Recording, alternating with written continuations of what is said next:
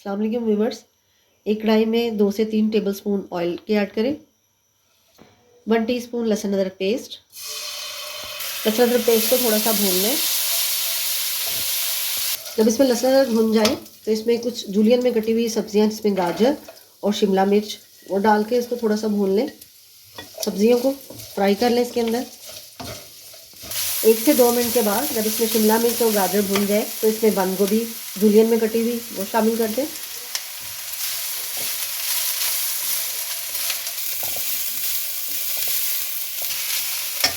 ایک منٹ کے بعد اس میں شریڈ کیا ہوا ابلا ہوا اور شریڈڈ چکن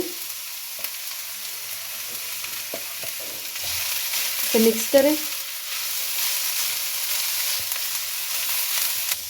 ½ ٹیبل سپون نمک، ½ ٹی اسپون پیسی ہوئی کالی مرچ، 1 ٹی اسپون سفید مرچ، 1 ٹیبل سپون سرکہ، 1 ٹیبل سپون سویا ساس اور 1 ٹیبل سپون چلی ساس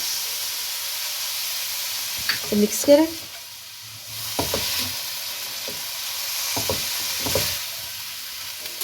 اور لاسٹ میں اس کے اوپر ہرا پیاز جس کی جولین میں کٹنگ کی ہے وہ شامل کر دیں۔ اسے مکس کر دیں اور اس کا فلیم آف کر دیں بس۔ اور اب اسے ٹھنڈا کر لیں۔ ٹیبل سپون میدا لیں اور اس کا ایک پیسٹ سا بنا لیں۔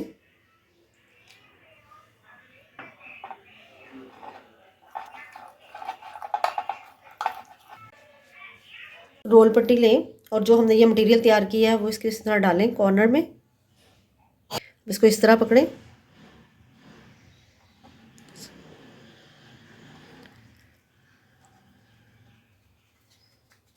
اور یہ جو مٹیریل ہم نے تیار کیا تھا اس کا جو پیسٹ اس طرح لگا لیں۔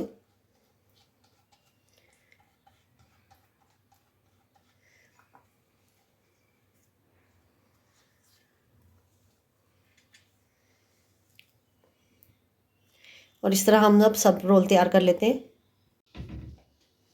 کے لیے میں نے رکھ دیا تھا، اب اس میں یہ رول فرائی کر لیں۔